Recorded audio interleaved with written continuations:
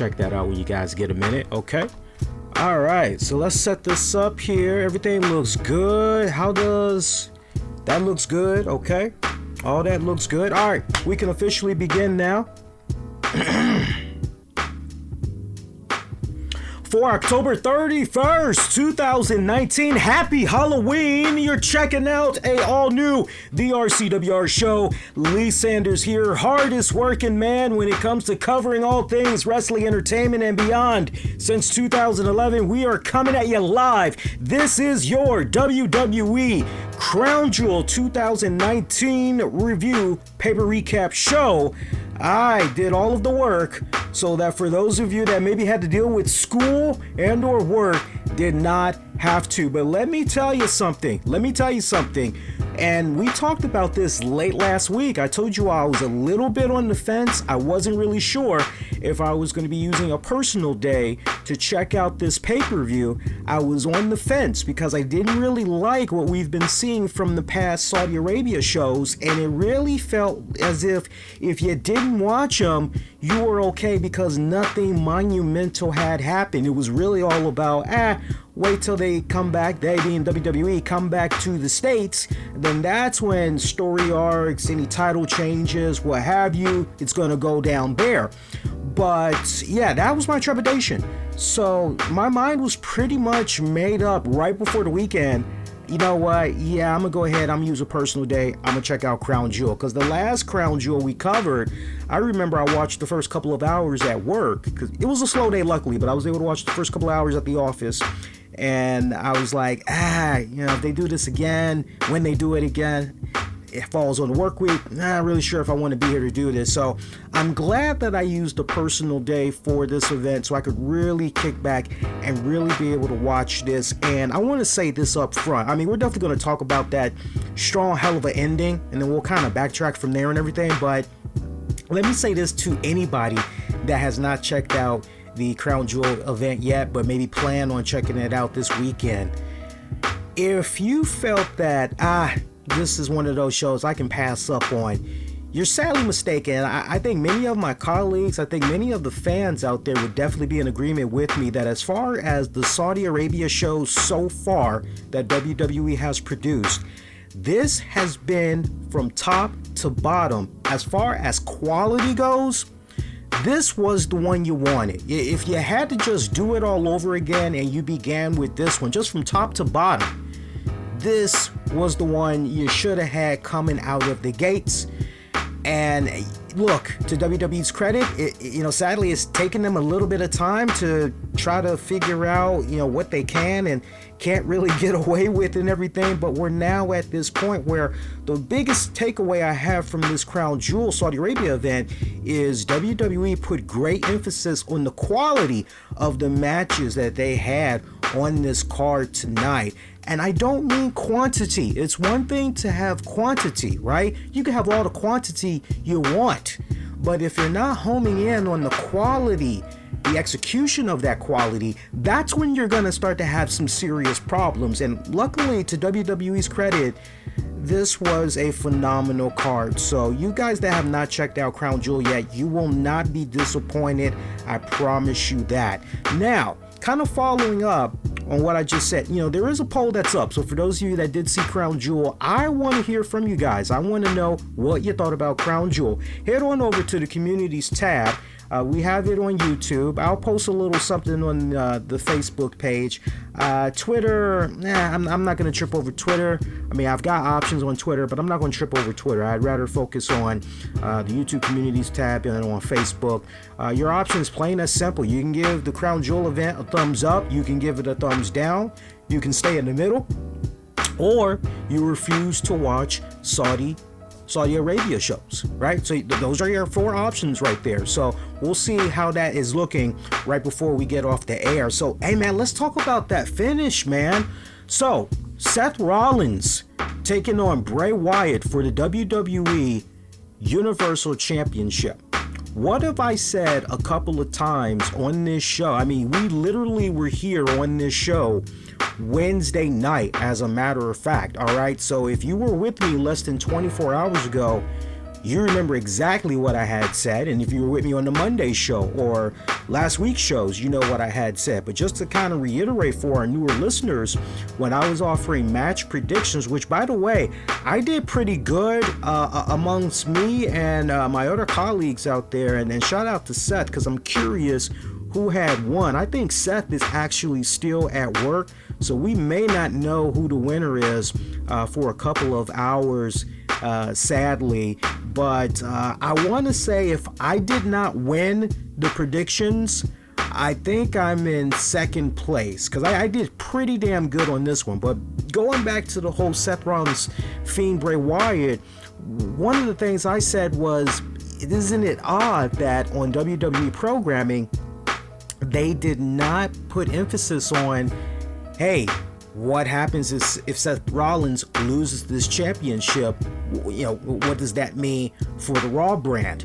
If Bray Wyatt wins this championship, what does it mean for his tenure on SmackDown exactly? Like, how's this all gonna play out, right?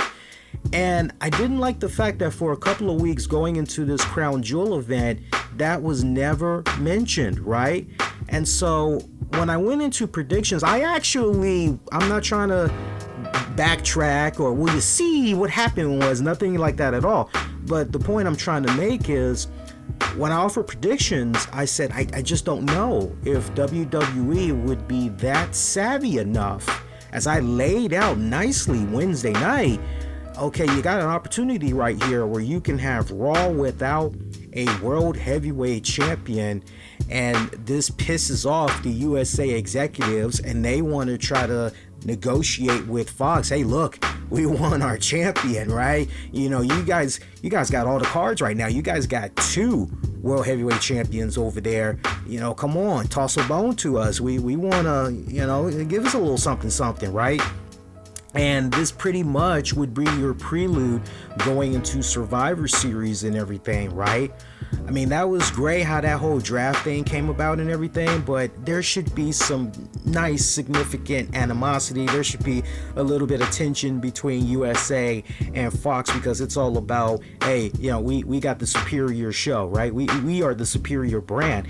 And so the way that I had laid things out, I said, look, if I was setting this up, I would have Bray walk out as your new World Heavyweight Champion, your new Universal World Heavyweight Champion. And there you go. You got a bunch of weeks and great storytelling that you could tell going into Survivor Series and everything, right? But I didn't have faith in WWE pulling that trigger. And interesting enough, as I'm watching the main event match between Seth Rollins and Bray Wyatt for the first time ever since we found out that Rollins and Wyatt were going to be facing each other at Crown Jewel, just casually, Michael Cole says, and if Bray Wyatt wins the championship, of course, he will continue to remain on SmackDown. You're going, now, why didn't we get this the other weeks prior? Well, why are we just now hearing this? So for me, that kind of planted the seeds right then and there.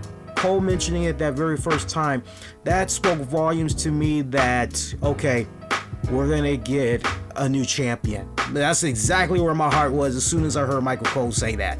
So, and now in retrospect, and I think if you all really kind of stop and think about it, maybe it's actually kind of good that they did not keep bringing that up all throughout WWE programming, because then it would take away the spontaneous factor. It would take away that shock value, I personally think. So the fact that they went into this match being as mum as possible about what could happen. Great match between Seth Rollins and The Fiend Bray Wyatt. The Fiend Bray Wyatt is your new WWE Universal Champion. Closing moments of that matchup. I gotta tell you, man, hang on a second here.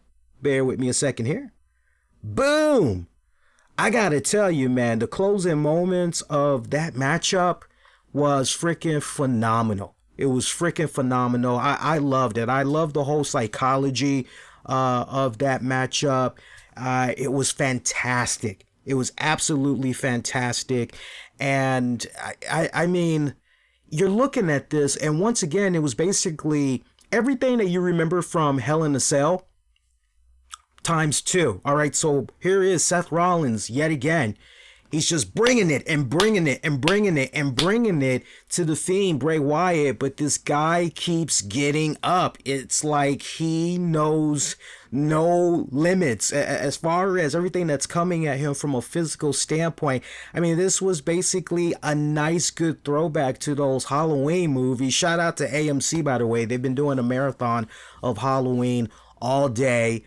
Doesn't look like they're showing Halloween 2, the Rob Zombie version, but they're pretty much showing love to all the other Halloween movies, right? With Jamie Lee Curtis and just all of them. They're showing love to all of them, including the first Rob Zombie one. But Bray Wyatt, the Fiend, I mean, just like what he did at Hell in a Cell, I mean, it was like amped up times 10. He's just continuing to come after Seth Rollins.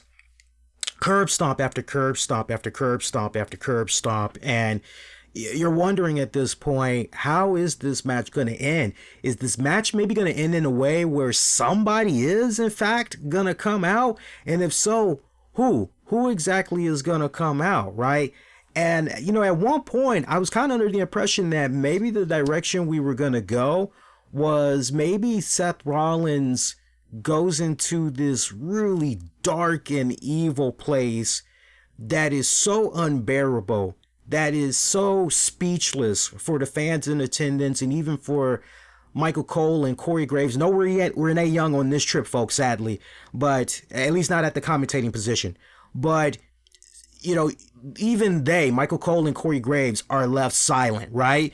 And then it just gets to that point, the actions that Seth Rollins is taking on the Fiend, Bray Wyatt, maybe it prompts Becky Lynch to make some type of a cameo, right? Since we know about their connection and all, their relationship and all, right? And then somehow the Fiend takes advantage of that. I don't know if you all were kind of thinking that far ahead, but as I'm looking at this match and seeing everything that's being thrown out, which is basically, not in a bad way I'm saying this, but recycled from Hell in a Cell, you're wondering, where is that element factor of, okay, we're throwing this into the equation? Well, we would get our answer in the closing moments of that match, where the action had went over to the top of the stage ramp area, and we had saw Seth Rollins and Bray. They're just fighting each other.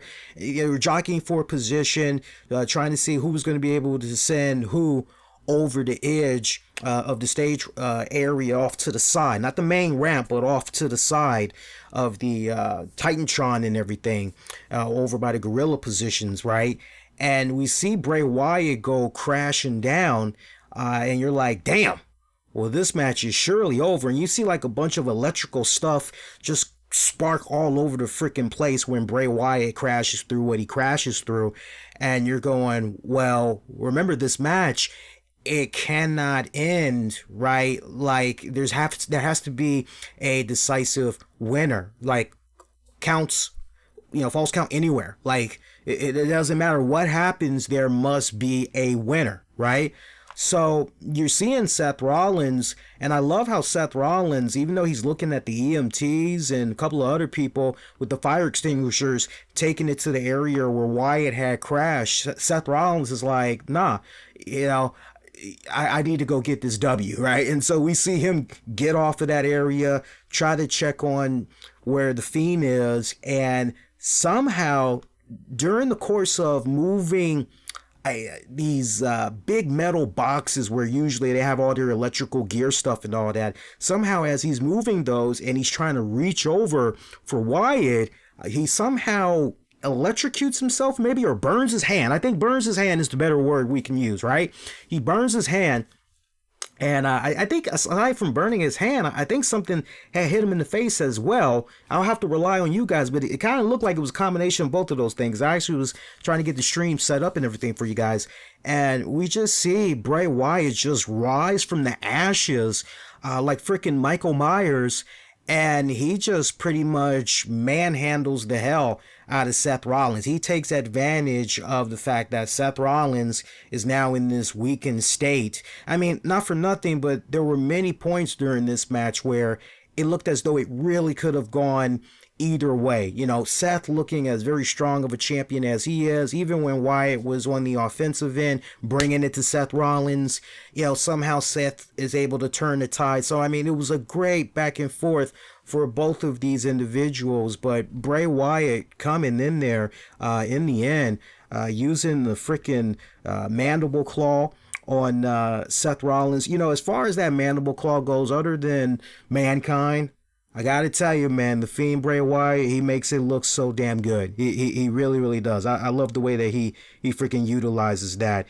But yeah, yeah, I mean, it was weird. You know, you could almost kind of say that sequence towards the end that set up Wyatt for the win was a little bit stupid, because the way Seth Rollins went over there, it was almost kind of like Seth went over there to check on Bray Wyatt, right? But he gets blinded by all the electrical stuff.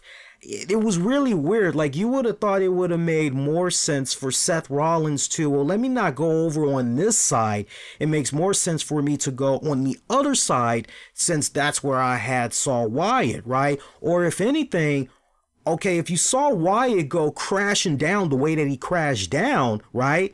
And you're going to go to the opposite side, why not add insult to injury and just push those fucking metal cases onto Bray Wyatt? Just keep pushing them over until they've all collapsed, and now it's on a even low level where you could just basically step over it. Oh, hey, there he is. Put one foot on him. 1, 2, 3. Get the W that way. You know, I hate to nitpick, but it was kind of silly when you look at that and everything, because the way he just tried to check on Wyatt and everything, yeah, really, really, really, really weird. So yeah, he got blinded by some type of an electrical malfunction and all that. Fiend comes in with the mandible claw, connects with his sister Abigail. 1, 2, 3. You got a new WWE Universal Champion in the Fiend, Bray Wyatt. About almost 22 minutes of a match. Fantastic. It was a great match. I did not think WWE was going to pull this trigger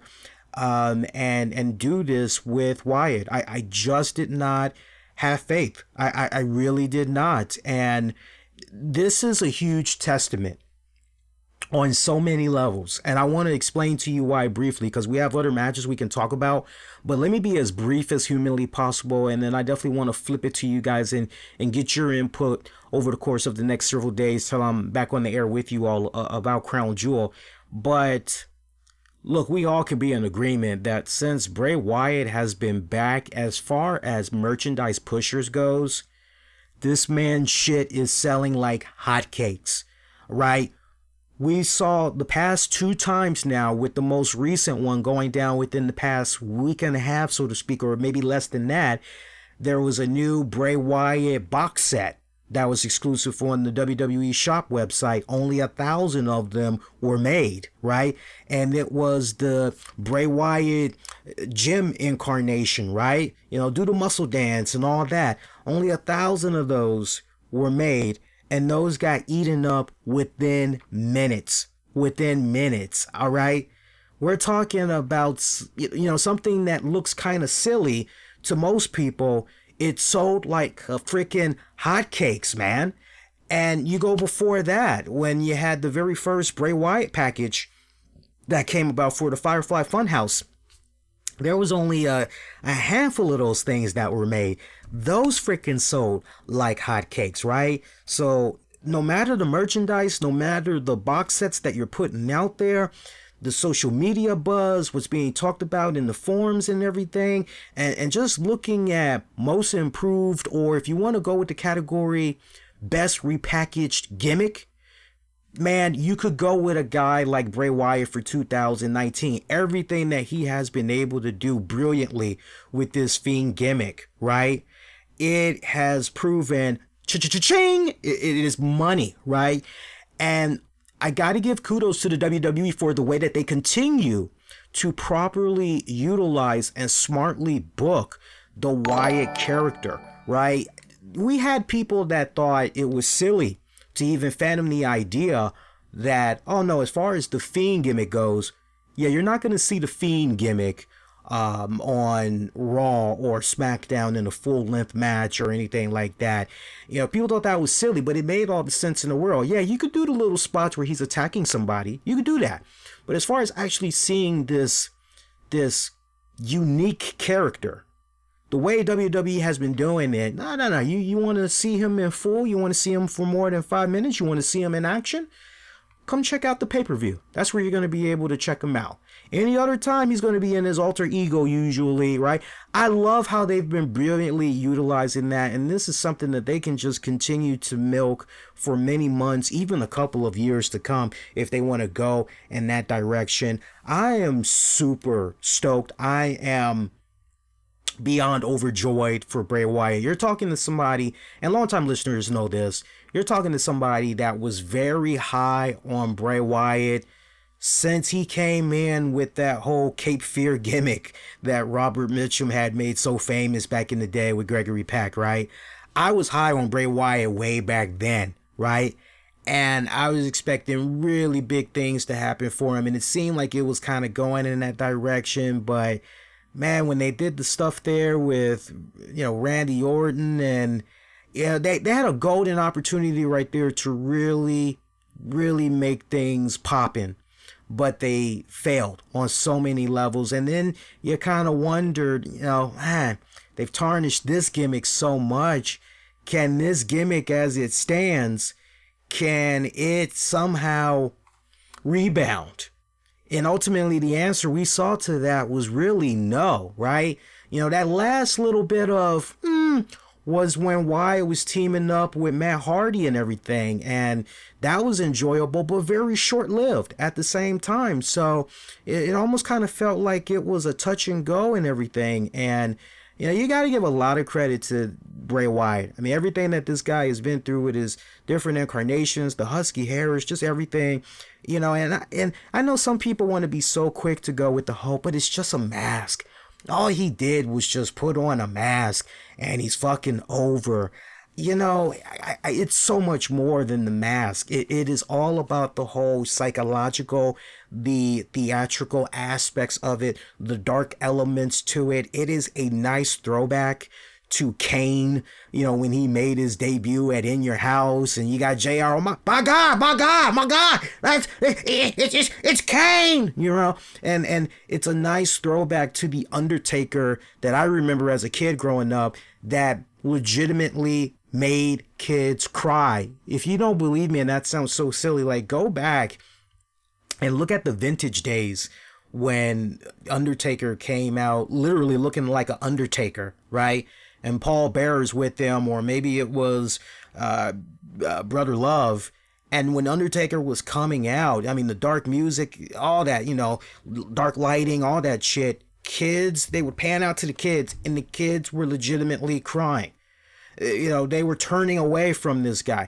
You know, it's a nice, good feel throwback when I look at this gimmick and just what all you can do with this character. You know, it's amazing. And Gino, in case you had missed it during the commentating for the main event match and everybody else, and Gino, appreciate the super chat, buddy. Thank you. It was said by Michael Cole that if Bray were to win the Universal Championship, which he did, he would still remain on SmackDown. So, you know, again, it kind of goes back to what I just said a few minutes ago. SmackDown, and it follows up on when I was giving predictions and what I said on Monday's show and then on last week's bunch of shows, which is, if you want to make this interesting, I didn't think, for the record, I didn't think WWE was going to do it. But I said, if I'm booking this, I'm going to have Bray Wyatt win the championship, and you put SmackDown in even more of a position where they look like the superior brand. USA feels like asses, and now they're trying to figure out, hey man, you got all the cards. We need a champion, right? We need, can you help us out, right? You know, they're gonna play tough, and it's great the way they got this set up, because once again, now you're setting everything up to ultimately go into your Survivor Series event and everything like that. So this is a very interesting and refreshing element that has happened out of Crown Jewel, because you have tremendously helped out Raw and SmackDown for the next couple of weeks until we're able to see how all of this is going to iron out. So I think this is phenomenal. And then not for nothing, the other thing that we got to consider, it's very well possible that maybe USA, had said to WWE, man, we hate the fact that Bray Wyatt is now only going to be exclusive to Fox. We would still like to continue to see this guy pop up on Raw. Is there any way that you could possibly figure something out and we can kind of utilize him as well? Because we like him as well, right? I wouldn't be surprised if some type of an arrangement was made where, hey, Fox, you guys cool if like, oh, yeah, that's fine. That's fine. No problem. Because USA, no, we totally understand. We're fine with that as long as we get our action as well with him. Yeah, we're fine with that. No problem. Go ahead, right? I wouldn't be surprised if some type of an arrangement like that was made, because wherever Wyatt goes, it doesn't matter the show. People are interested. They want to know what this guy is going to do and shit, right? So, good shit, man. Damn good shit. I did watch the pre-show. The pre-show was hosted by Charlie Caruso. I can't think of the other guy's name. Scott Stanford, I think that's its name. David Otunga, Booker T. And I enjoy the pre-show panels. I know some people, I can fall asleep on that. I don't care about that. But I like checking out the pre-show panels. One thing that I thought was kind of interesting about this pre-show panel, which was they did not let David Otunga hardly speak. And I don't know if anybody else had peeped that out that was checking out the pre-show. He barely spoke. I mean, most of the dialogue was, if I had to really go with a ranking, it really felt like Booker was doing a lot of power talking, so I got to put Booker at number 1. Charlie and Scott were kind of sharing their responsibilities and setting stuff up and everything for basically Booker and Otunga to comment on, but it was mainly Booker T. You could have just called that Crown Jewel pre-show with Booker T, because he was doing most of the talking, and it's kind of like, Booker, come on, man. You already got your own thing with WWE Backstage and you got your Hall of Fame podcast. Come on, let David Otunga and everybody else kind of have their moment a little bit, but, enjoyable nonetheless. As always, Charlie Caruso, freaking hot. We did get our pre-show match that had went down, which was the 20-man Battle Royal. Winner of that would go on to face AJ Styles for the Universal Championship. Hey, I had said Humberto Carrillo. I said that's the guy you got to go with. Seems like it makes all the sense in the world. And just kind of going back to what I said Wednesday when I was offering prediction picks, I think I had said as far as your Final Four goes, I saw one of the Singh brothers. Was it Rin Singh? I think that's the one I had went with. I had said for some reason I was also seeing Humberto Carrillo. I want to say I also had selected Cedric Alexander. I think that was another one I had went with. And then just looking at the rest of the card here, let me go back to the rest of that card here. Hang on. Where is that? I can't remember the fourth guy, sadly. You guys will have to refresh my memory. But yeah, that was really good. That was actually a good 20-man Battle Royal matchup. I actually enjoyed that more than the Tag Team Turmoil. That's just me personally, but for me, the Tag Team Turmoil really didn't do anything for me. Let me be honest with you. I'll be candid. When it came to the Tag Team Turmoil, and I know I'm kind of jumping around a little bit, but when it came to the Tag Team Turmoil, as far as, okay, I'm interested in this match because I was really rooting for Heavy Machinery. I felt that if any tag team had a solid chance of coming out of that particular match with the cup, and the great bragging rights and everything that could come in the next handful of weeks of WWE programming, I felt that the team of Heavy Machinery could really benefit from that. And that is where my interest lied when I watched that Tag Team Turmoil match. But it didn't go to Heavy Machinery, sadly. And then I guess for me, once Heavy Machinery got eliminated, it was... Okay, well, now I don't care, right? Now it's just a long, extended piss break as far as I was concerned. But no, Humberto Carrillo, he had a damn good showing in that 20-man Battle Royal matchup. I love that at one point we had saw Erick Rowan and Luke Harper. They had this stare down on each other, and you're going, oh man, these two guys, really? They're gonna, they're actually gonna jockey for who's the bigger, better, stronger man here? We just saw these guys as an alliance a couple of weeks ago before the draft had pulled them apart essentially. Like, really? We're going to go in this direction? Like, that doesn't make any sense. But luckily, that was not the case. We had saw Akira Tozawa, and I forgot who the other guy was, but we saw a couple of cats that were trying to pick fights with these dudes, and they just made quick work out of them. It was fucking hilarious. But in the closing moments, as far as like who was your final guys that was in there, it was Luke Harper, it was Carl Anderson, Luke Harper, Erick Rowan, Humberto Carrillo, and your fourth guy, I'm drawing a blank on who the fourth guy was. Let me see, I'm looking at my notes here, I'm trying to see who that fourth guy was. I want to say the fourth guy, Sunil. So I actually did have it right, because remember I had said for some reason I had saw Sunil was in there. So pretty much it was Sunil. Actually, no, I was close. He actually was the fifth person that got eliminated. So eventually it was Harper, Rowan, Carrillo, and Cedric. Cedric was the other guy I had said that was maybe going to be part of the final four. But yeah, Humberto Carrillo having a great outing from that. Love that. You looked at that, you're going, okay, well, honestly, if he's going to be the guy that's going to be facing AJ Styles for the Universal Championship, that is fine, because he had a phenomenal matchup with him on Monday's Raw and everything. And so, yeah, why not? It makes all the sense in the world. I mean, I don't know. Here, and that's what I loved about Crown Jewel, this year's, is that as far as some type of storyline continuity and everything, the consistency, WWE actually tried to bring it to this one. And I don't know if it's been a case where they've been listening to other podcasts and what's been said on social media, and they've been listening to the criticism for these past couple of Saudi events. But yeah, it's examples like that and more where for this event they tremendously had improved, man. Tremendously had improved.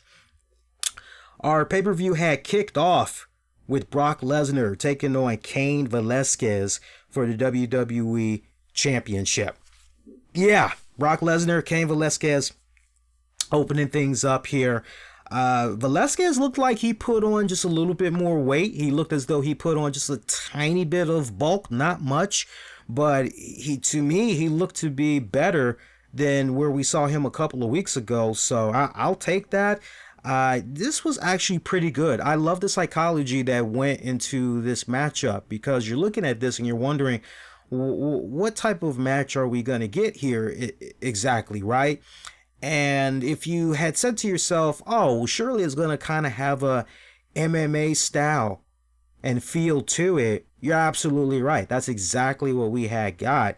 And I'm glad that the way WWE decided to approach this was exactly as that. I'm glad that we didn't have Cain Velasquez try to go in there and try to take on Brock Lesnar as a wrestler, but instead went in there as an MMA fighter, basically, because essentially what we got was really an MMA fight. Only thing that was missing was some MMA rules and everything, right? So I love how this match was booked and everything. It was an extremely short match, however. This match didn't even go 3 minutes. I mean, I'd be shocked if that match went 3 minutes, but, nice, good back and forth of an opener.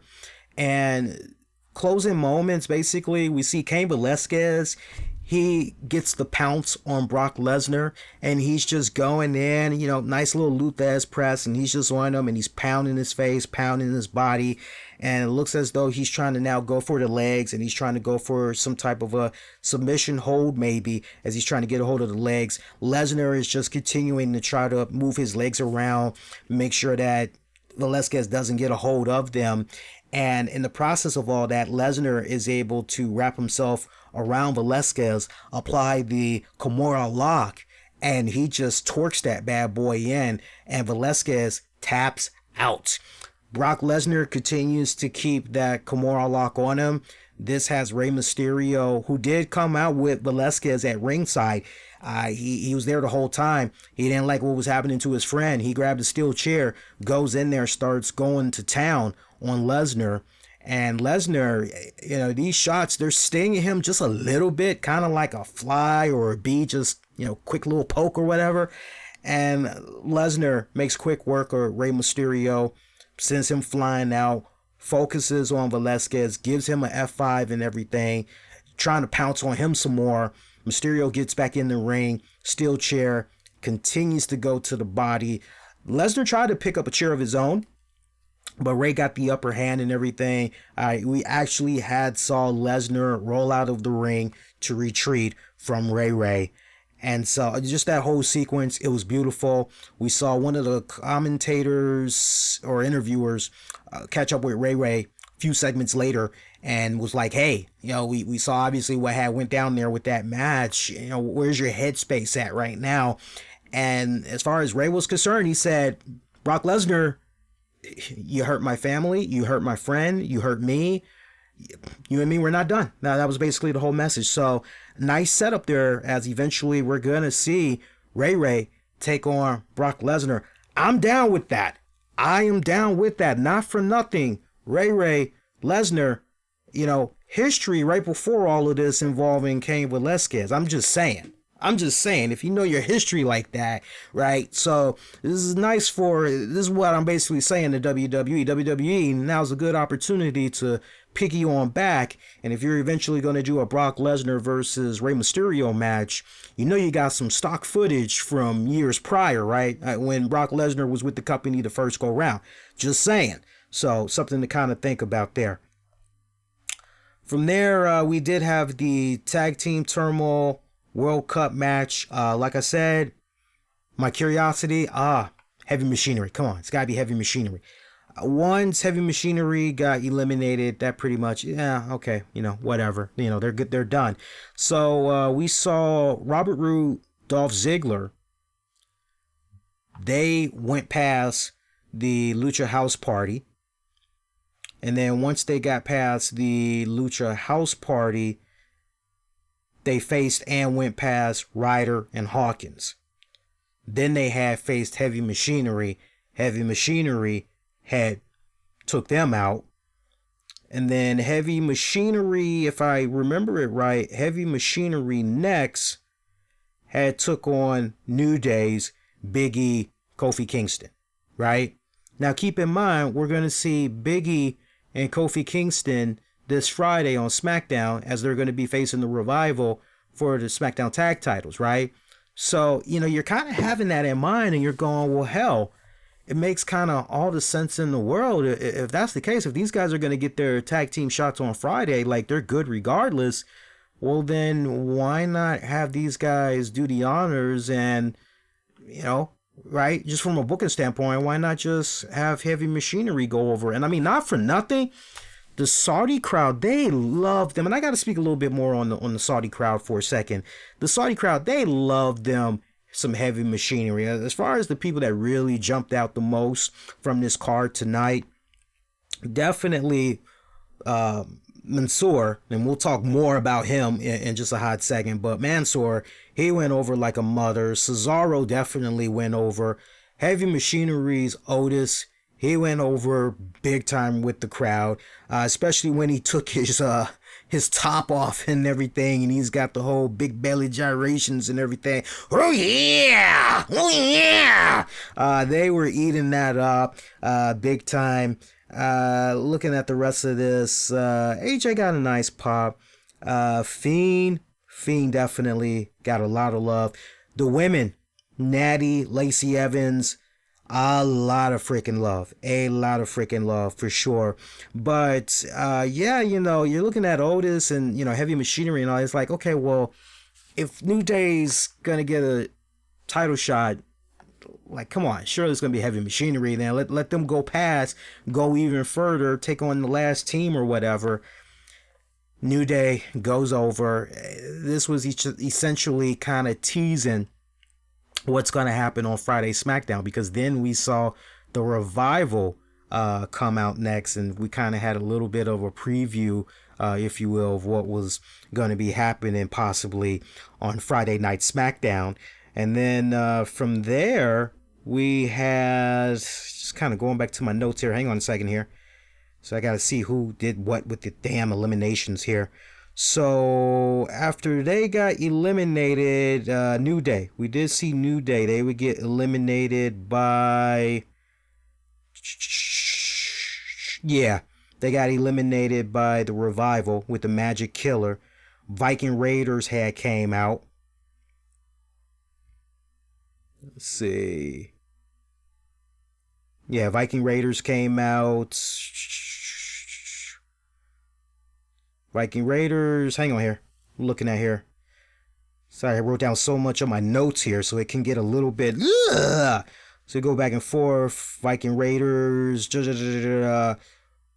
Looks like Good Brothers had came out at some point. I'm looking here. So it looks like one's Dawson and...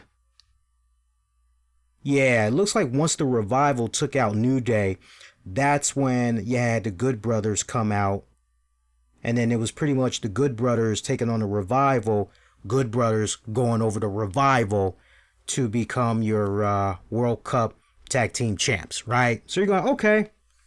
Nice little nod there to the OC. The music still needs some work, but okay, whatever. This is fine. No problem whatsoever. No problem. Cesaro taking on Mansoor. Mansoor was over like a mother ever since he was first properly introduced a couple of Saudi events ago. I mean, this guy has been over with them big time, and this was a damn good match. Cesaro made Mansoor look like $1 million. $1 million. Mansoor, he has a great promising career ahead of him in WWE. He really, really does. He's got a great look. Yeah, I saw a couple of jokes where people were saying he kind of looks very similar to Seth Rollins, right? Kind of almost looks like a twin and everything. Some would even make the argument, including myself, he's got a little bit more charisma than Seth Rollins to a degree and everything. But Mansoor, he's awesome. I love that kid. He's got a great look. I personally feel I love his energy. I love his... It's infectious, his energy, right? I can feel the passion in his voice when he's been cutting these promos past couple of times at these Saudi events and everything. He's definitely a nice, good, strong babyface that you could get behind and everything. And I want to lay out something, and I don't really know how my colleagues feel about this. I'm most curious, and I'll pose this question to you guys, right? Especially those of you that's been checking out a lot of these Saudi events.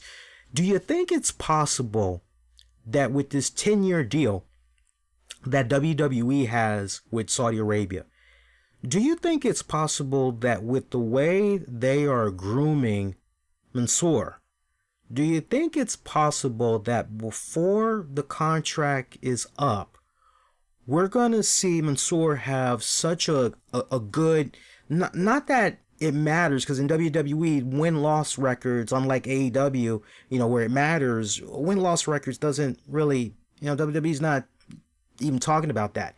But do you think it's even remotely possible that with the contract that WWE has with Saudi Arabia, that they may book Mansoor in such a way where he is so strong and he looks so promising that eventually he's going to get a World Heavyweight Championship shot at one of these Saudi Arabia events? Now, notice I said he's going to get a shot. I didn't say he's going to become a World Heavyweight Champion. But that's just the vibe I'm kind of getting right now, legitimately. And I mean, not for nothing, but if you really wanted to do something cool, and you wanted to do essentially a Chris Jericho when he defeated Triple H for the World Heavyweight Championship on Raw, And then later on during the night, Triple H had bullied the referee and got him to expunge that win, and Triple H was still the champion or whatever.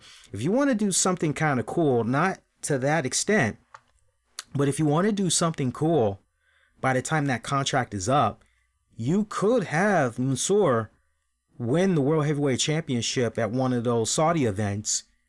Come on back to the States, right? Now, I know they say, hey, you know, there's no such thing as an instant rematch. There's no such thing as an instant rematch, right? You know, you kind of got to earn your way back up to the championship or whatever, right? No more instant rematches, no more instant rematches. And yet we saw what we had saw with Seth Rollins and The Fiend, you know, as an example, right? So that's kind of, I don't really know about that, you know.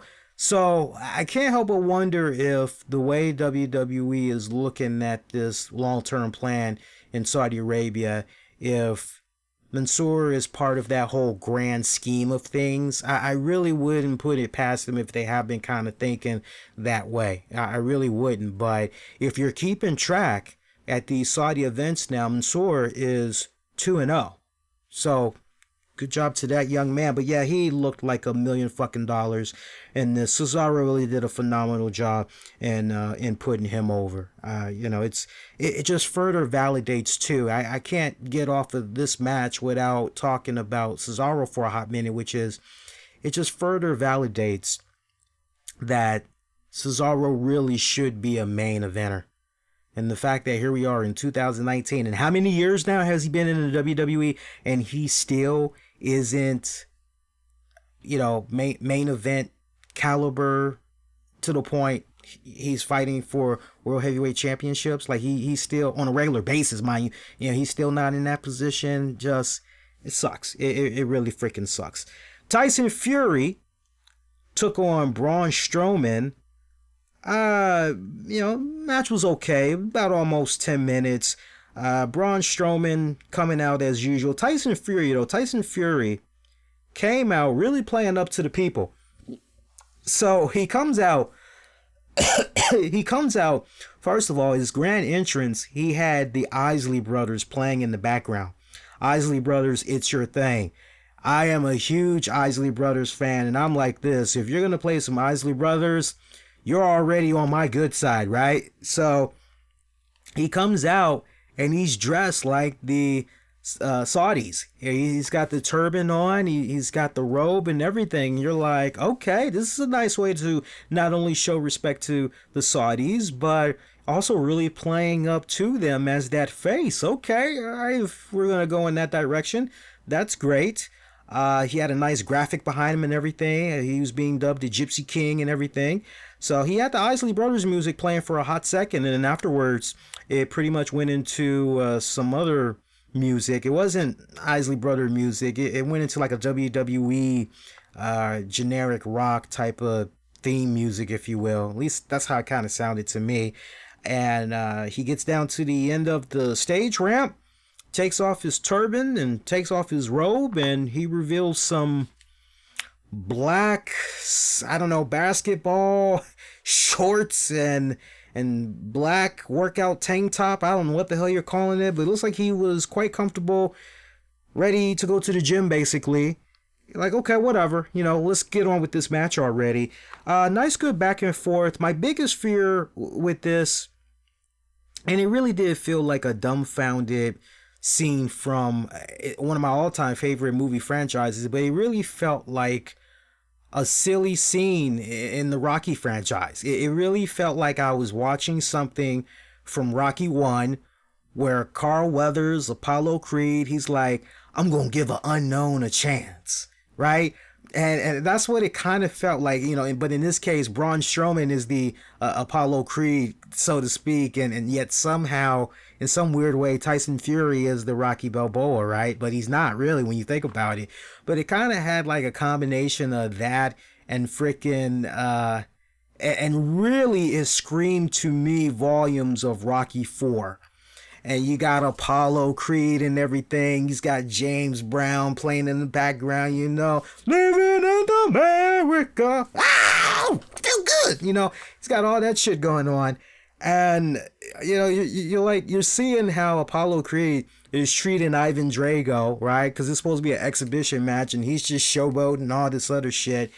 That's how this match has felt. In the less than 10 minutes of a match that this was, that's literally how it felt. And I soaked it up. I drunk all this shit up. It was good, man. It was a damn good joint. My biggest concern was Braun Strowman going to get knocked out like within 2 minutes? Because if you're going to knock him out in 2 minutes, that's going to hurt him tremendously. It's obvious you're trying to rebuild this guy and everything, right? From what we've been seeing of him in the past several weeks and everything. Do you really want to kind of go down that path? Luckily, they did not do it in 2 minutes, but they did do it in about 8 minutes to knock him out. When it's all said and done, I don't mean to laugh, but it's the truth. They still knocked his ass out. You had a spot there. You had a spot there where there was some type of a spill to the floor, basically. And I remember Braun Strowman, what happened? Somehow the action kind of gets back into the ring. Tyson is in there first. That much I do remember. Tyson Fury is actually in the ring first. And then we see Braun Strowman try to get back in, and Tyson just cold right hands him straight to the face. And that pretty much knocked out Braun Strowman, struggling to come to the 10 count. Looked as though maybe he was going to come to it and get back in the ring in time, but he collapsed and boom, couldn't make it in time. So Tyson Fury winning his first match and everything, and via count out. Stress that in mind. It was via count out. Post-match, this is where I have a bone to pick. And this is not at the fault of Tyson Fury. It's not at the fault of Tyson Fury. I am putting this solely on the people that were in charge of booking this match, okay? And I'm very curious who it was that booked this match, because should have known better, right? Here's where I'm a stickler for detail. I didn't like the fact that after all of this was over, you had Braun Strowman get back in there, attack Tyson Fury from behind, right? And then he does a scoop up power slam, slams the shit out of Tyson Fury. Before Braun Strowman can even get halfway up to the ramp, Tyson Fury fucking no-sells that motherfucker. He just instantly gets up like, hey, what happened? Almost kind of like a needle went up his ass, and it was just, woohoo! So I didn't like that. That was buzzkill for me, like a mofo. You can try to come at me with the whole, but Lee, he's got that boxing background, and, come on now. How many times have you seen a boxing match where somebody does a fucking scoop up running power slam on somebody? Like any other time you've seen Braun Strowman, that's his signature move. That's his signature move, right?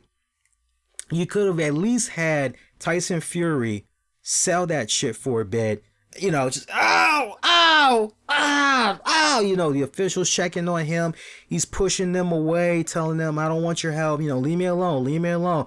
You're seeing that toughness in him, that tenacity and everything, right?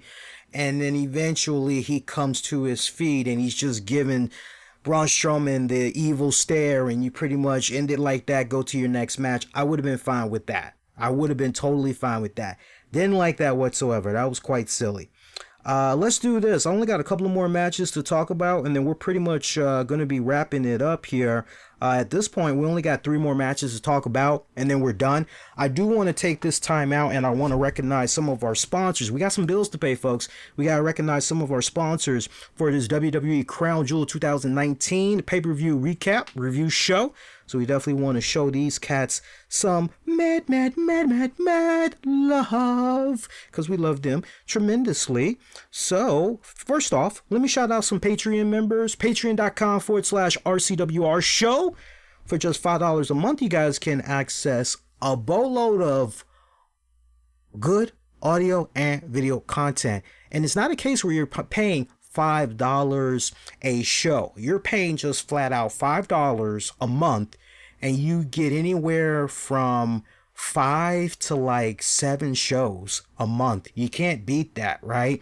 You get a lot of exclusive stuff interviews that aren't released for like days ahead of time and everything. It's really cool, man. You should really do consider being a Patreon member. Patreon.com/RCWR Show. Want to take this time out and thank Justin Ripstock. Shout out to Freddie. Shout out to Sean Kinter. Shout out to John Krauser.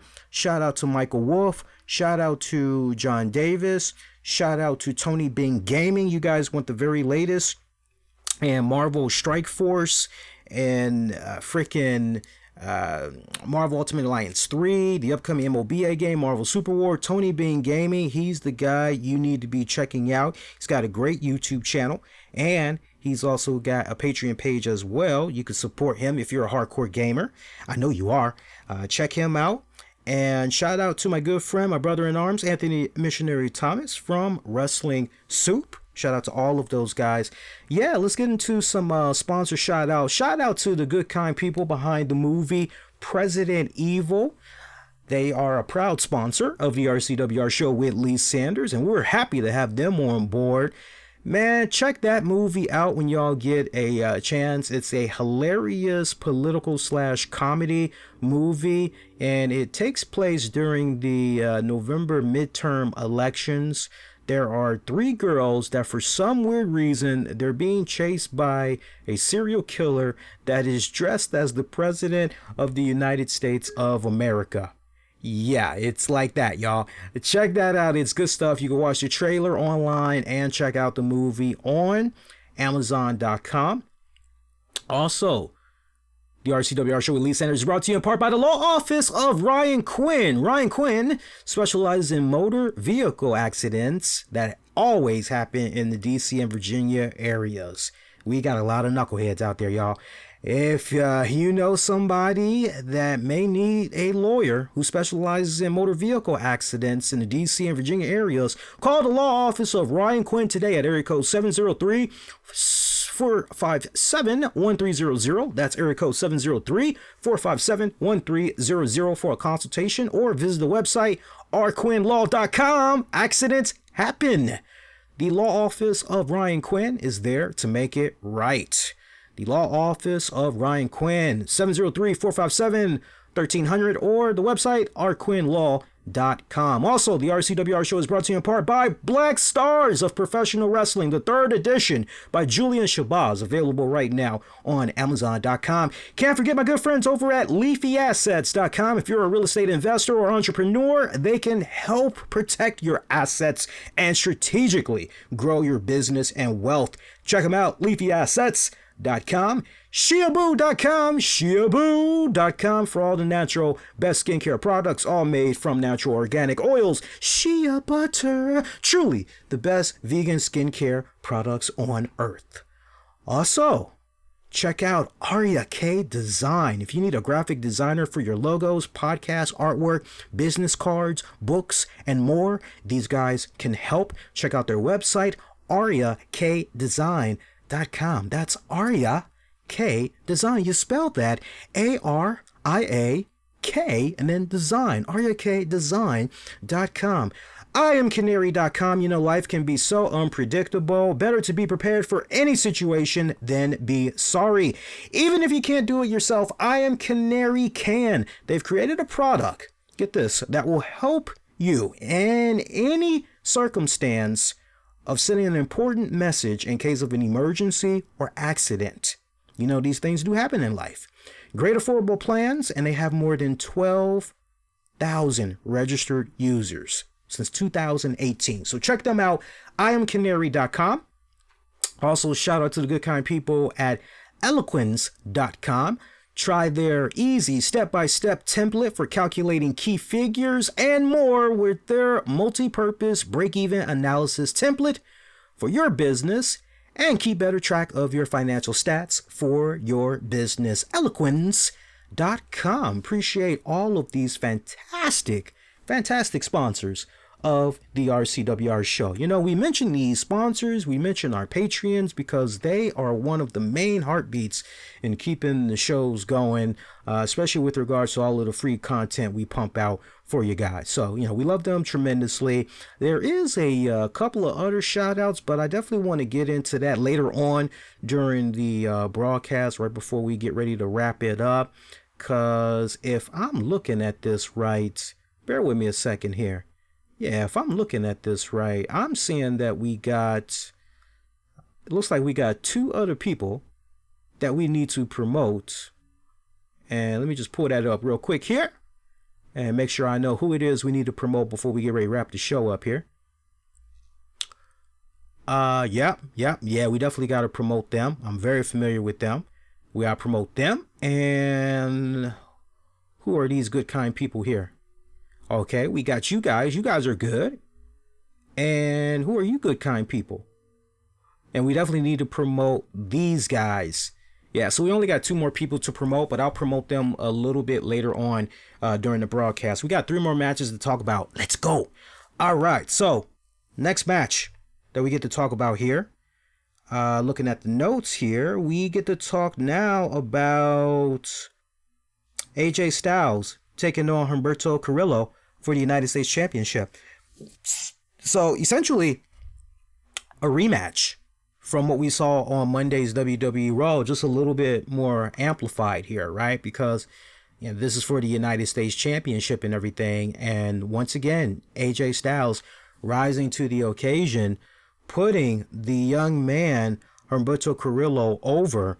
And this was just, man, I'm telling you, I'm really loving this stage of AJ Styles in his career.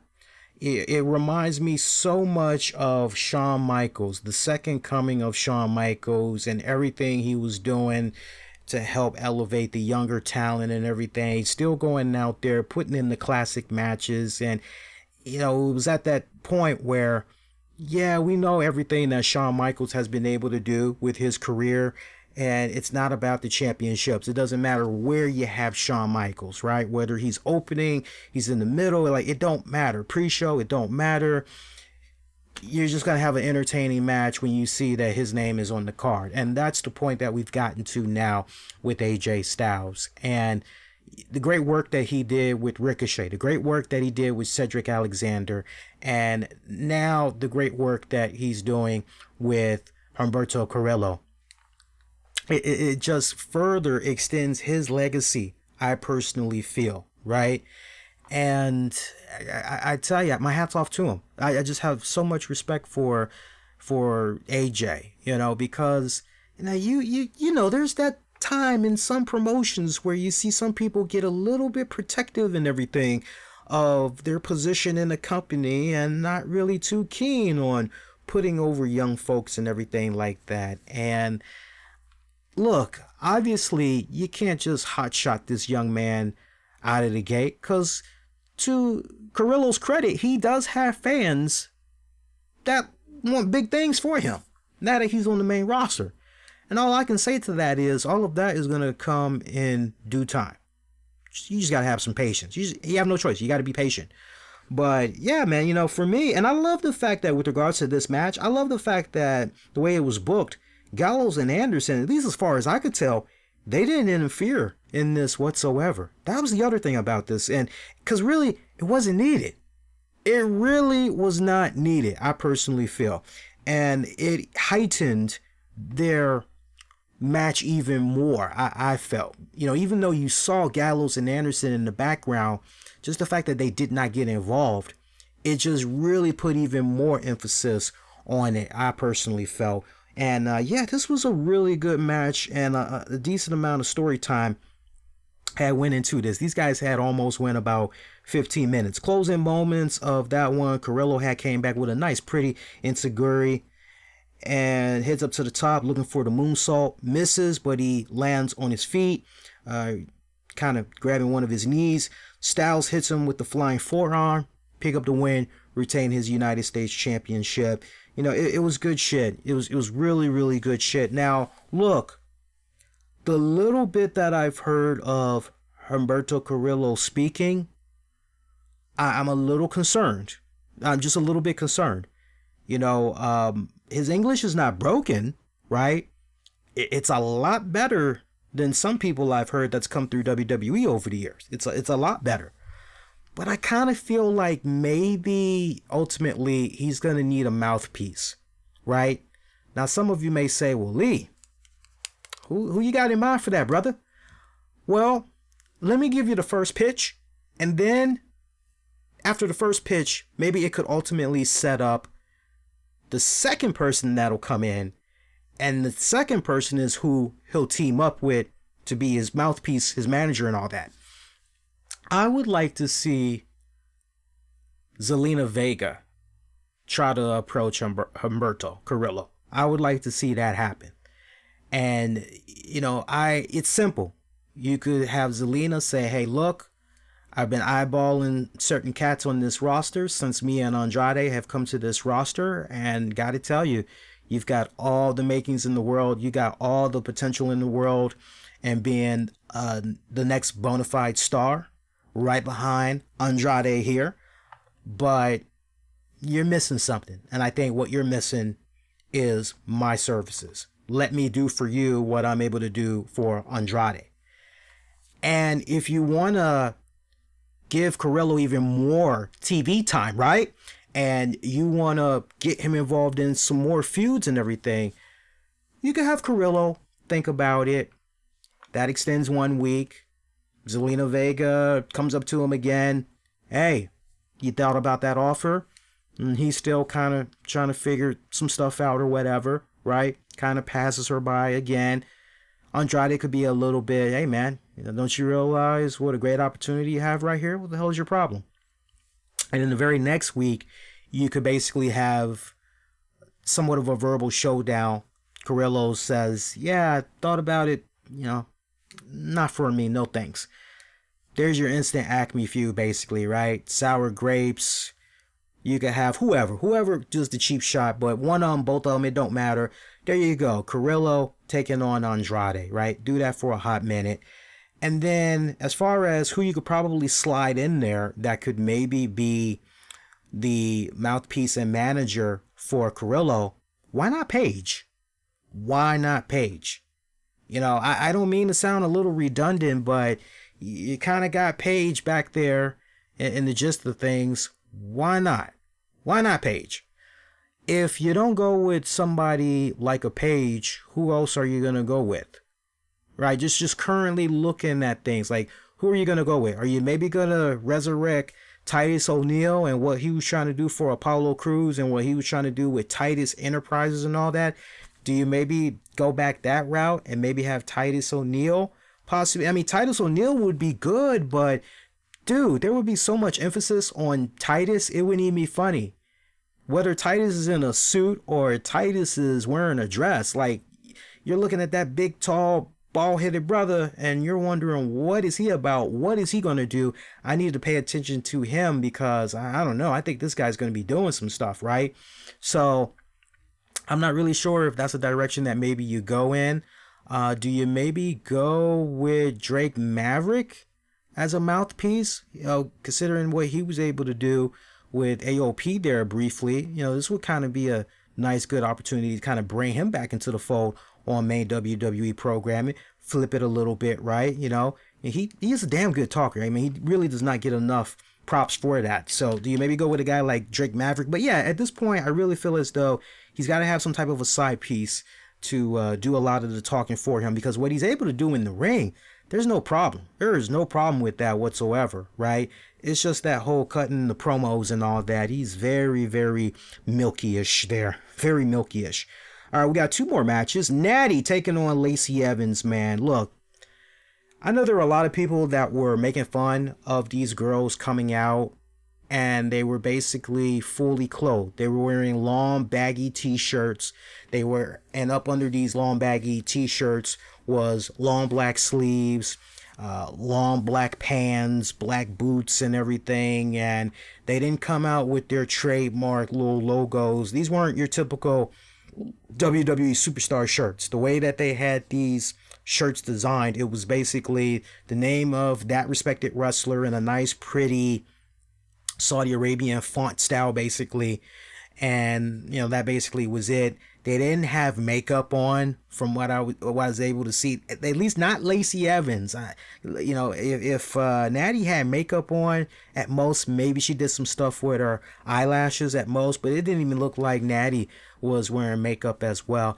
But I can't tell you the amount of people I had saw making fun of how these girls were dressed. Yeah, did it look like they were like shopping at Costco, but they're fighting in the ring, right? Yeah, you could go there, but like, this is why I always say educate yourself. Educate yourself on the culture, educate yourself on what's happening outside of your world known as North America, right? Educate yourself on what's happening outside of your city, your state, right? Your country. Go outside the boundaries. And yeah, I just was amazed at how many people were making fun of these girls. It's like, once you understand the culture and why they were dressed like that, then it becomes, okay, all right, I get that. But then when you educate yourself further and you find out what all has been happening with that country, the strides, everything that is being made, that continues to be made as it's a continued work in progress, right? They're coming along. They got many years to go. Even key members of the government have gone on record and said, we're getting there, but we got a long way to go. So putting all that aside, as far as how they were dressed, how cool of a fucking moment was that? I mean, seriously, right? And if that's not enough, you got people saying, oh, WWE, they're going to milk this for all it's fucking worth. And so fucking what? You don't think that us podcasters, when we do a slam dunk interview with a big name, that we don't go boosting about it on social media? We don't go hit the rounds with wrestling websites or whoever else, and you don't think we use that as part of our resume when we're trying to pitch for future guests and all that to come on our show and everything? Yeah, it's called good PR marketing 101, right? Anybody would do that. So what, you're trying to tell me like something good happens for your respective business, you're not going to go boosting about it? I got just down the street, Donnie Simpson. He eats at my restaurant from time to time. I got the owner of that restaurant. Every time Donnie Simpson is a legendary radio personality, by the way. If you ever used to watch BET, Video Soul and all that, he used to host all of that stuff. He was doing some stuff for TV1 for a hot second there. And now it's kind of like a little, I don't know what's going on with him these days, but I know he's still doing the local radio over in DC. Matter of fact, you can hear him on Magic 102.3 with Tony Perkins daily, Monday through Friday. But yeah, there's a restaurant that he frequents at, and every single time Donnie Simpson eats at this restaurant, the restaurant manager, he's always posting about it on Facebook, sharing pictures, boosting, using it as an opportunity to let people know, hey, if you haven't came here and, had a good meal, you missing out, because take it from Donnie Simpson. Donnie knows good cooking. He knows good food. Come on, try again. But no, I think it's so funny. I mean, we were one of a handful of shows that tackled the question with the first WWE Saudi Arabia event about, are the women one day, at least under this current deal, are the women gonna wrestle in Saudi Arabia one day? And I jumped out there. We had people that were heckling. We had people, no, it's not gonna happen because it's never gonna happen. We're 20 years away from that from happening. And I went on record and I said, before the contract is up, this 10-year deal, before the 10-year deal is up, it's gonna happen. I even went a step further. I said I would be shocked if it didn't go down sometime within the next 3 to 5 years. If 3 to 5 years pass and we're still talking about when are the women going to wrestle, I'm a little concerned then, right?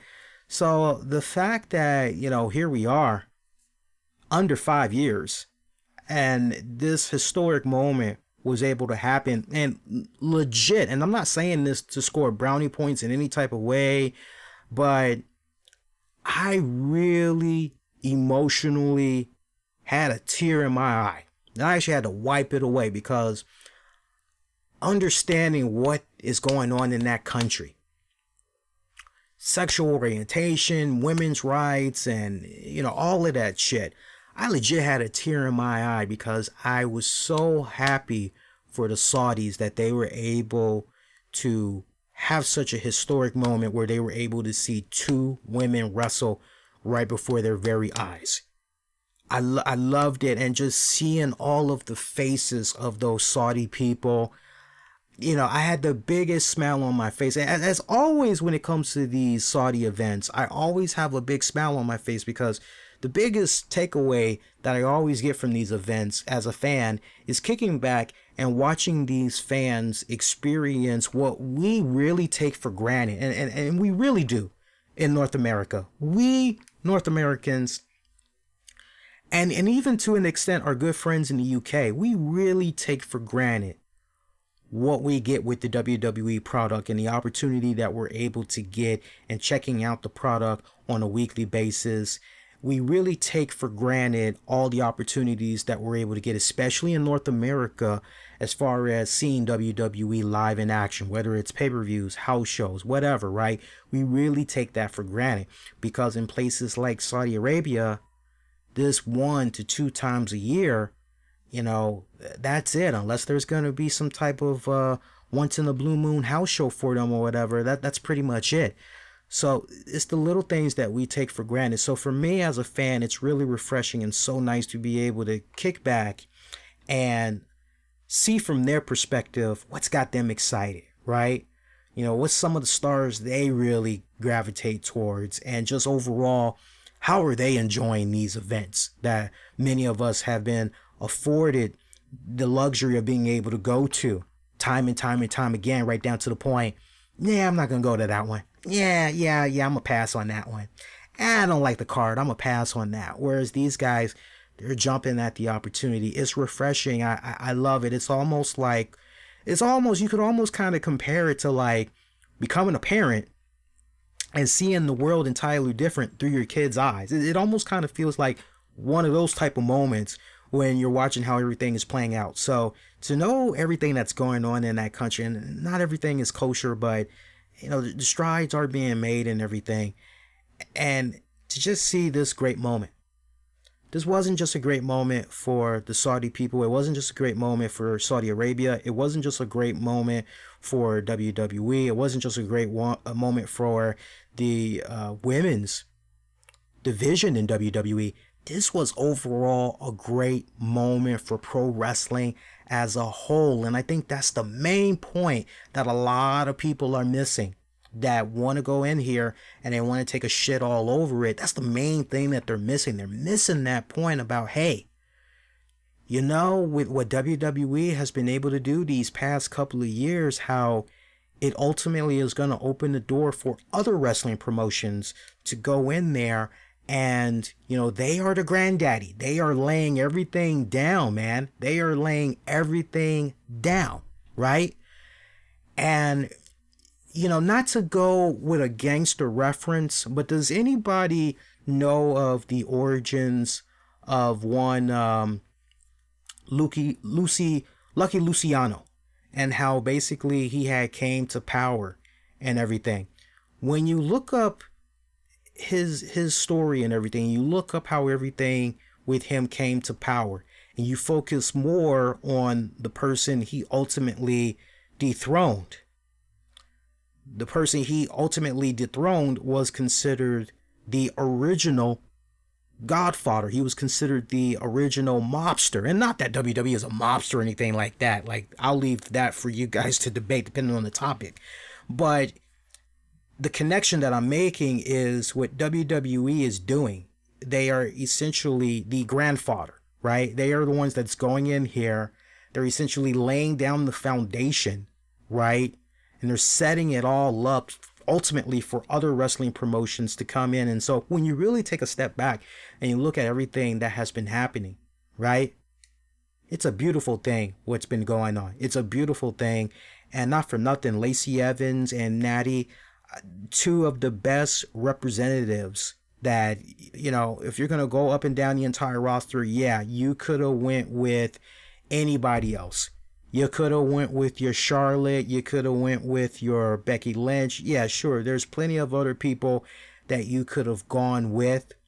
But the fact that the honor was given to Natty and Lacey Evans, and they went out there and they had the type of match that they were able to have. I mean, in all my years of watching professional wrestling, very rare can I just recall vividly where I was, where certain things had happened, whether it was an awesome moment or a tragedy in pro wrestling.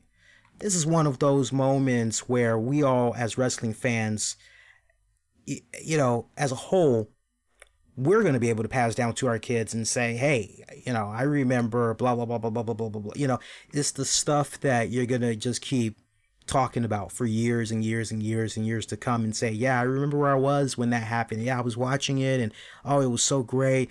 You know, it was nice seeing their facial expressions throughout all of this. Not that I was overreading, but they couldn't stop smiling. I'm talking about Natty and Lacey. They could not stop smiling. I couldn't stop smiling either. You pan out to the people in the crowd.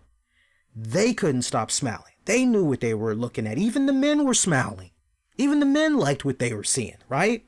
The hell with the fact that they weren't in their usual trademark in-ring costumes and everything. Just the fact that they were there performing.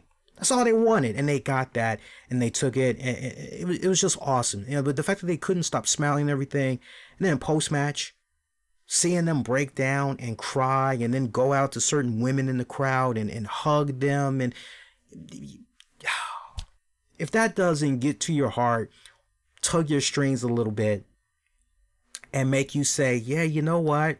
Considering there's a lot of ugliness that's going on in the country, there's a lot of division, there is a lot of race relations that are very fractured right now, whether it is because of politics or it is because of law enforcement or viral videos where we don't have all of the footage and so we see one thing when it's completely something else.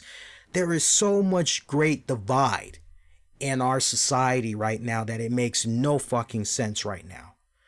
To be able to just have a moment where we can just, it's stuff like this that make you go, yeah, that's the type of shit that makes the world so beautiful, is when you see shit like what Lacey and Natty were able to do, right? And I love that. I love that tremendously. Lacey picking up the W there, winning via sharpshooter from our Uncle Bret Hart there. But you know what? Everybody won. Everybody won with that match. Everybody had one. That was a great fucking moment. So I'm already just, what are they going to do next year? What are they going to do next year? I'm most curious. What are they going to do next year? All right. So other than that, we got one more match to talk about. And by the way, we got that poll that is on the YouTube's communities tab right now. Make sure you show that some love. Check that out. Asking you guys, what did you think about the overall Crown Jewel pay-per-view event? I'm poking my head in there, seeing what we got right now for early results. Yeah, head on to youtube.com/RCWR Show. Click on the communities tab. And I will have a Facebook poll up in a little bit. But right now, early votes are still coming in. We got a three-way tie. We got thumbs down, we got staying in the middle, and we've got refused to watch the Saudi Arabia shows. All that is a three-way tie at 14% thumbs down. So I really should have put it on Twitter, because I could have gotten a better gauge on Twitter and Facebook where everybody was at that moment. But you know, we'll see what happens. All right, so we got one more match. Team Hogan taking on Team Flair. Team Hogan coming out with the W here. Good match. It was actually a good match. I enjoyed this more than the tag team Turmoil. I really, really did. Was greatly concerned because I had went with Team Hogan. It's like, how can you pick against the red and yellow, man? How can you pick against hearing at the end of the night that nice Hulkamania music playing in the background and everybody hitting the Hogan pose, and the crowd is out there and they're hitting the Hogan pose and the euphoria and all that other shit? How could you go against that? Like, seriously. No, that was actually a really good tag match. I had enjoyed that tremendously. For me, the main thing I was looking at the most was how was Rusev and Lashley going to be clicking in this. And I like that at one point, Lashley gets tagged in. And Rusev demands the tag because he wants to get his hands on Lashley. And once Rusev gets tagged in, Lashley's like, you're going to have to wait, brother. You're going to have to wait. But eventually we did see him get his hands on Lashley, and that was a nice, good throwdown and everything. Damn good tag match. Closing moments of this one. Let's pick that up. Also, point of observation, Baron Corbin, and look, if it's already a case where he's been doing this for a couple of weeks, you guys got to forgive me. Because with so much wrestling content I watch and cover weekly, sometimes shit gets blurred, and sometimes I will blank out. But Baron Corbin's attire changed drastically. Now he's coming out to tights that's got logos on the sides. Kind of feels Ricochet-esque, the way he's got his logo designs on the sides of the tights. His top has also changed drastically. It comes off more like it's almost getting to that point where you could mistake it for a body armor, kind of similar to what Roman Reigns wears, but more trimmer around the shoulder areas, right? So it's very, very V-neckish, more V-neckish, or actually no, more U-shape-ish than what Roman's pushing and everything. U-shape-ish isn't even a word, but that's what we're going to go with for this one. You get the point that I'm making. So yeah, his attire has changed quite drastically. I'm liking it. I'm liking it. It really fits him. I don't know who he's been sitting down working with over the new designs, but I'm liking it. I'm liking what I'm seeing, showing off more of his physique. He looks like he's really been hitting the cardio more and everything. That's good. Ricochet, we were just kind of talking about him a little bit. Ricochet had some very interesting colors that was going on for his costume. It gave me a Jushin Thunder Liger meets freaking Captain Britain Marvel character, old version of the Captain Britain character I remember. Also mixed in with a little bit of Captain Marvel, but it was really heavy on the Jushin Thunder Liger. That was just the vibe I was getting when I was looking at him. I was liking that. I mean, he almost kind of looked like a completely new character when I had saw him, because I was wondering who the hell was that. But interesting color scheme that he had going on. It was red, white, mixed in with a little bit of yellow, mixed in with blue. It was really nice the way everything was coordinated. But I swear to God, if you would have put a Jushin Thunder Liger mask on him, that's all I'm saying, man. Clean the beard and everything, shave that off. Yeah, it was kind of rolling just like that. One point, going to the closing moments of this matchup, we had saw it looked as though Randy Orton was going to pick up the 1, 2, 3 on Roman Reigns. But somehow Roman Reigns had kicked out. And I mean, he barely kicked out of that bad boy too, man. It was whew. But then we had saw Chad Gable, Nakamura, Ricochet, Rusev, Lashley. It was just a whole big epic freaking brawl that was just coming out of freaking nowhere or whatever. But Gable and Ricochet, those were the main guys you had to home in on, because they essentially had got Roman Reigns out of a serious jam when it was looking as though the match was going to go in favor of Team freaking Hogan. And they gave Roman Reigns the necessary amount of time he needed to recover and counter a Randy Orton. Randy Orton, I don't know what he was looking for, man. I don't know if he was looking for maybe his second RKO, because Randy Orton did hit a RKO on Roman Reigns and what we thought was going to wrap up the match, but Roman kicked out, right? Orton was getting ready to set up the concussion kick, but Ali and Ricochet came in and attacked Orton. Gable had joined in with Reigns on the spear to Orton, picking up the W. Team Hogan picking up the win. That match alone, it had got about 20 minutes, man. It was a damn good match. I loved it. You know, send the folks home happy. Nice, good feel moment. Of course, that wasn't your main event match. The main event match, the one that really made the fans go home happy, was the Universal Championship Falls Count Anywhere between Seth Rollins and The Fiend, which we already had talked about. But, you know, I know people are still going over the whole, what the hell is Chad Gable wearing? But when it's all said and done, what Chad Gable is wearing, it's much like what we had saw with Carrillo. You know, hey, what's that dude wearing? Like, to get you talking. And it's got you talking. You're paying attention. You know, when you flipping through the channels, oh yeah, it's that dude, right? And he's doing some really nice, cool spots and everything. It's all about the talking and everything. I care more about where we're going to be with the booking and the story arcs for some of these cats that we're seeing, right? The hell with the costumes, right? I mean, you could put Chad Gable in a dress. I wouldn't recommend it, but you could put Chad Gable in a dress. Okay, well, make it memorable. That's all I got to say. Not everything in a good way is memorable, right? So you kind of got to look at it like that.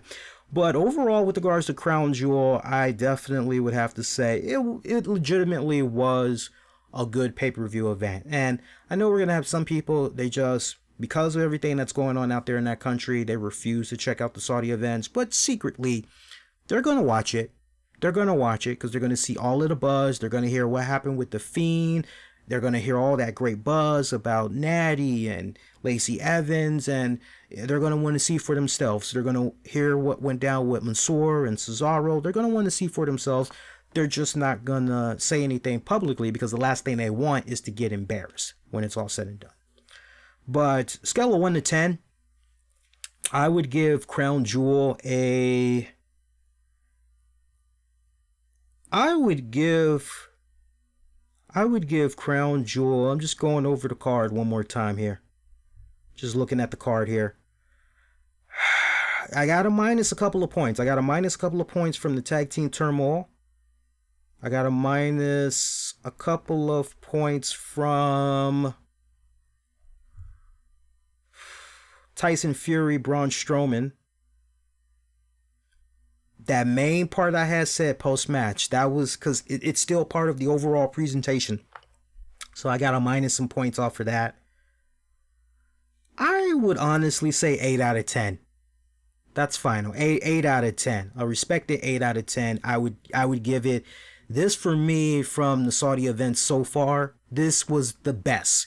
This was the best Saudi event so far. I'm most curious to see how they're going to be able to top it. Now, some of you guys hearing that, you may say, wow, Lee, really? Even better than the Super Showdowns? Like, for me personally, yeah. I really felt it was that damn good. I definitely felt it was that damn good.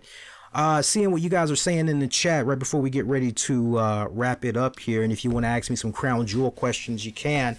Also, I want to give you guys a friendly reminder. We'll be live again. We're going to be live at this point. We'll be live after SmackDown goes off the air. We'll definitely talk about SmackDown. I just don't know. I don't know.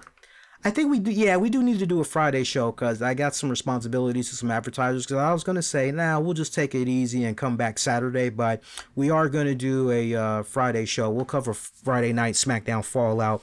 Maybe we can get into some other tidbits of some news as well.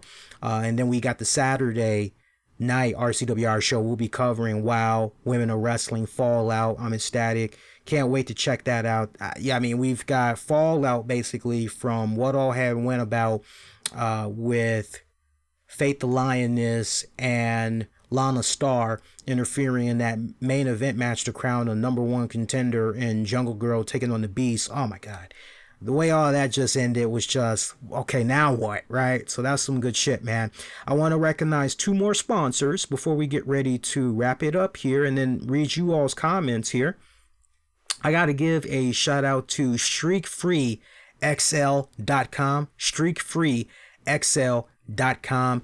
Look, if you're like me and when it comes to cleaning around the house, whether it's your countertops, your mirrors, or maybe it's a nice sunny day outside and you feel like, hey, today's a great day to clean the car, right? One thing I hate is when you're wiping all of those things down, smudges and streaks. Well, with Streak Free, you don't have that problem whatsoever. It is a awesome washable cloth. You can rewash it again and again and again. It is good up to 3 years. And it leaves no smudges whatsoever, no spots, no streaks, right? Badass. You can't beat that. So check them out. It's really good. I've been playing around with that for a couple of weeks, and I had enjoyed those guys so much. I had said, hey, I want to promote the hell out of you guys. Would y'all be down being a sponsor? They were like, yeah, sure. Go ahead, promote us. Yeah, we'd love to be a sponsor. So check them out. StreakFreeXL.com. One more time, StreakFreeXL.com. Check them out when you guys get a chance. And also, shout out to the good folks behind Dollar Motivate Club. Again, DollarMotivateClub.com. What I really like about this particular website is for a extremely low monthly fee. I mean, anywhere from like maybe $2 to $5 at most.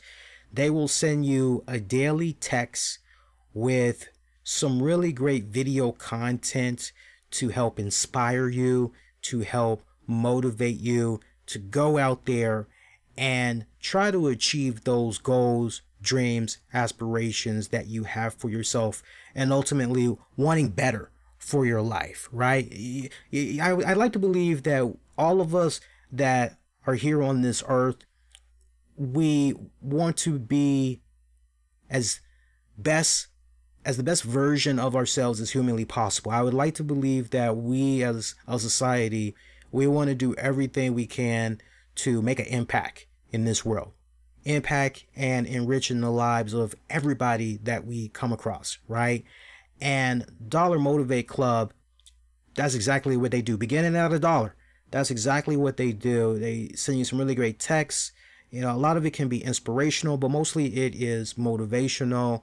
And it really, really fuels you even more to go out there and get it done. Check them out, DollarMotivateClub.com. Really appreciate all of these great sponsors, as well as our Patreon members, for representing and everything for all these past several weeks, but definitely representing here on our WWE Crown Jewel after show here. All right, so just poking my head here one more time before we get ready to wrap up the broadcast, at least for now. I see Izzy saying he's going to SmackDown. Well, best of luck to you. Enjoy. I sincerely mean that. Enjoy SmackDown. Hope it's good. Steelers. I thought Drew McIntyre was getting a push on Raw. You know, he is. I mean, just because he was on the losing team at tonight's Crown Jewel, it doesn't mean that's not in the cards for him, right? The man literally just came back, what, last week? If anything, I would say let's see what happens with Drew McIntyre now that we've got this pay-per-view in the books and all of our eyes is now on the Survivor Series pay-per-view event. Let's see what happens particularly, and I'll say this to anybody that's a Drew McIntyre fan.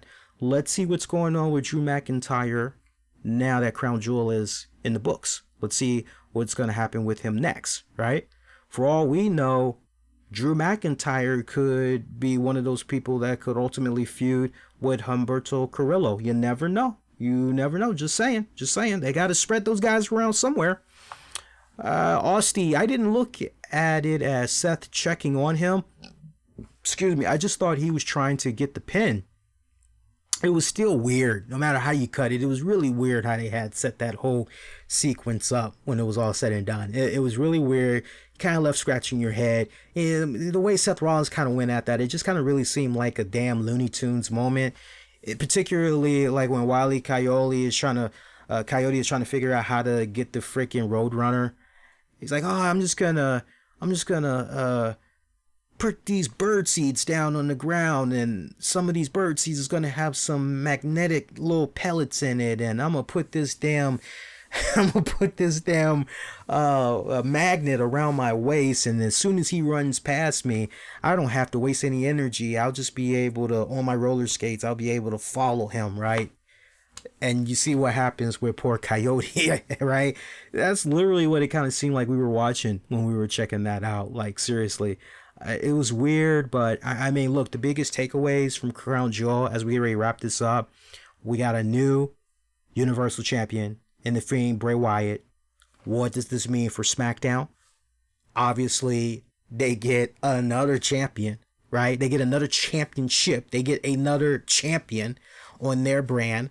But what does this mean for Raw? Obviously, Raw, what does it mean for USA, right? I mean, it's a great story arc that you got there, right? So I'm really happy that WWE it appears they're going to be going in that direction. And, you know, look, if it turns out that's where they're going, make note of not just Wednesday's Crown Jewel predictions that we got into on the Wednesday night edition, but also past 2 RCWR shows, really past 3 RCWR shows, as far as the consistency about, hey, if you're going to go in this direction, this is where you go.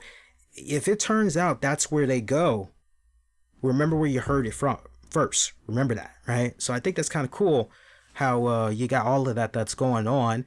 And then Seth Rollins, what's next?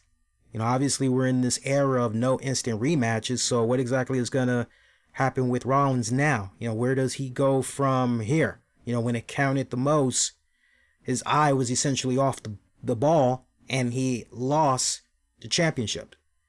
So now what, right? So that's another big takeaway from that. Also, what's next for the OC? OC dominated like a mother. OC's got serious mad bragging rights, right? They got the World Cup and they still got the US Championship, but still in the background there is We Want the Smoke, Montez Ford, and D'Angelo, I don't know, I was getting ready to call that brother D'Angelo De Niro, man, my bad. I wish it was D'Angelo De Niro. That would be something. That would be something.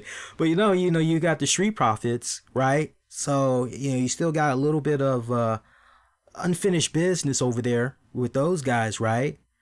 What's next for Natty?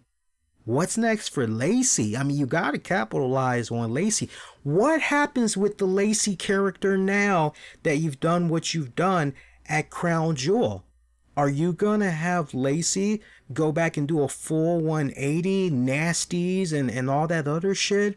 Or, you know, you have a unique opportunity right here where she was able to connect with so many people all around the world, especially in Saudi Arabia, but she was able to connect with people from all around the world. And what she was able to do, you know, you just pleasantly stumbled upon a situation where is this now your opportunity where you can repackage Lacey Evans? A lot of people haven't been feeling the Southern Belle gimmick. I like it. I said it's been a nice throwback, but, you know, it's not really kind of registering with most people. So, you know, are you now at a crossroads where you got to figure out, well, what do you do with Lacey Evans? Do you maybe repackage her, or do you tweak the character a little bit? Do you maybe not let it be a full 180, but let her follow up on what had went down from that and evolve from there as maybe a tweener, maybe a baby face, right?